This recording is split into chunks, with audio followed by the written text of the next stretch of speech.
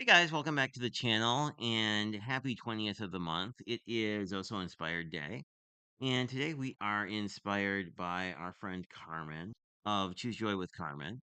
And I will just say that I guess I should back up and say this is the Also Inspired Challenge, which is run by Call Me Crafty Al. Every month we're inspired by a new creator. And if you check the description box below, you will find information about this month and everybody else who made videos. So check that out. As well as information, I'm not going to talk a lot about measurements in this video, but there's a link to Carmen's original video that has very detailed measurements on how to make this card. Because we're just going to basically craft so that this isn't overly long. So I was inspired by Carmen, and she does a lot of, she pulls her faith into her card making quite a bit. So I thought it would be fun to do one of her more religiously inspired cards. So you can see it up on the screen right now. It's this really cool cross pop up.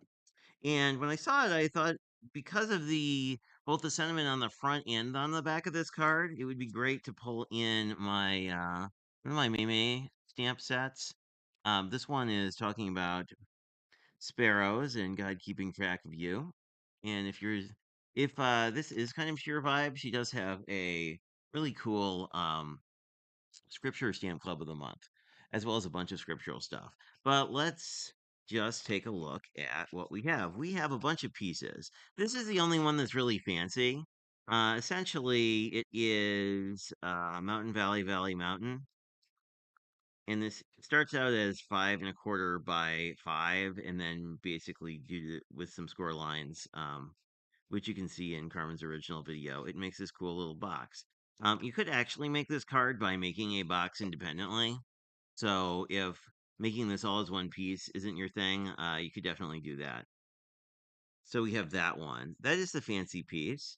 I also stamped out a sentiment. This will be their piece on the back, and then I grabbed some delightful craft just to mat this on. Now the original of this did have another piece here on the back with pattern paper just like this. I decided to leave it off because I wanted more room so you could write things because both of my sentiments are kind of chunky. So we're going to do slightly different things with the sentiments than Carmen did, but the rest of the card is basically using her measurement. I also pulled out my not too shabby ephemera that goes with the paper we're going to use because I wanted to really make a fall version of this where the original was Laurel. This is a very Stampin' Up card, so if that's your vibe, you're gonna really like this. So let's just put this stuff off to the side, and then we have a bunch of layers to deal with. As you might imagine, layers are gonna go all over this piece. So the easy one to start with, and I'm gonna use white glue on these, but you can do whatever you want. Um, and you can see these all have a nice 1/8 of an inch mat. So this is a cross piece for our cross pop up. So I think we have all of our pieces together. Now you have a choice here to either, I think it's easier to glue the main piece and then glue our panels on, but you could do either. We just want to sort of keep our panels separate, and let's do the back first. This is also a really good opportunity to use your thinner cardstock because as you can see, we're doing a bajillion different layers here. So like if you are using 67 pound, it will definitely help thicken things up. That's pretty much what I wound up doing, with the exception of the pattern paper. Both of the craft and the cream are both relatively thin. So now we're going to flip this over, and you kind of have a choice to make. You have to figure out how you want to glue this down.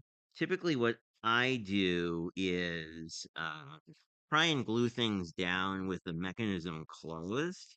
If you don't really care if your card folds flat, either if you can do hand delivery or, include it with something else, then this is less of an important step. So what we want to do is just add enough glue to tack this down. Um, well, I guess a little more than that. We want to fully adhere this. These are really porous papers, so they will do just fine.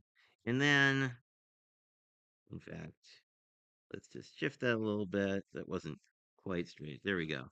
So you can fold it down like this, And then we know this will fold flat. The other thing you can do is uh, fold it down the other way and then attach this, right? Because as long as it folds flat in one dimension, it really doesn't matter too much. So what we can do is fold it down like this, all flat, and then flip this over and add glue. And I think that'll be the easiest way.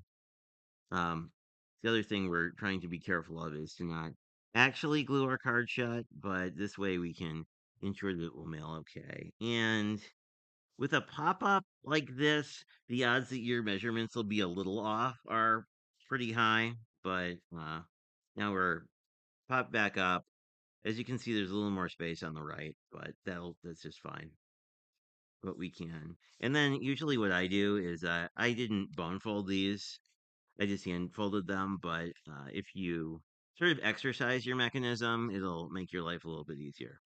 Anyway, now all we have to do is glue our panels on and we are good to go. And then we can talk about the sentiments. I think I'm going to do a slightly different sentiment positioning than Carmen did. I'm going to start with the one in the middle just because I think that's going to be the most obvious one. The side pieces are probably not going to be as noticed by people. But the front piece you're definitely going to see. And I'm not using a ton of glue. We also want to make sure that when we're putting these mats together, we're not covering up any score lines if we want the card to fold. Again, if you're doing some sort of hand delivery or not planning to mail it, less of an issue. You can just do whatever you would prefer. And here's this last side piece, and you can really see our cards starting to come together.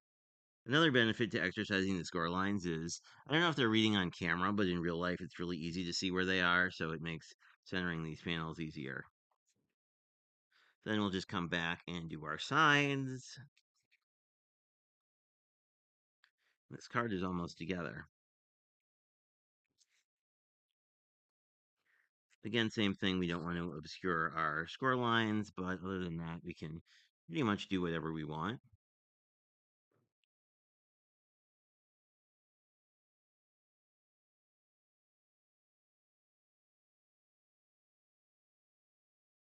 There we go.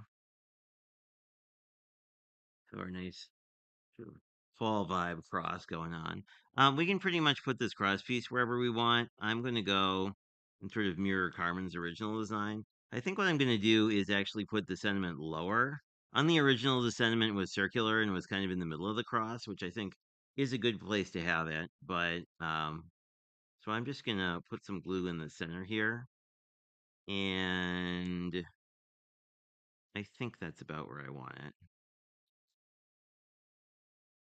Since we're gluing to a shinier cardstock here, we have a little more fudge time. But then what we can do is just fold this down. And if we do have any extra glue on the sides, really, it should just dry and be fine. Same thing for this. We're just going to put our little glue in the center and make sure we don't glue it upside down. The other thing to do, I didn't mention this, but before you put your directional paper on, make sure you're the right way up with your sentiment. But we are going to just put this down here, sort of as though it's sort of a plaque in the front of the cross, and we should be good to go. So this will take a moment to tack down, but I can show you when this folds. This is 3.5 inches. Whoops. I should not have fled. Let's let this glue a little more carefully. But because this is 3.5 inches wide, when it folds down, this will fit into a standard A2 envelope. So here's our card. I would encourage you to go check out everybody else's link from the collaboration in the description box below. Check out Carmen's channel, and if you want the measurements on how to make this, which turns into a really cool card, it is linked in her video, which is also in the description box. So thanks for checking this out. I hope to see you and another OSO inspired in the future, and have a great rest of your day.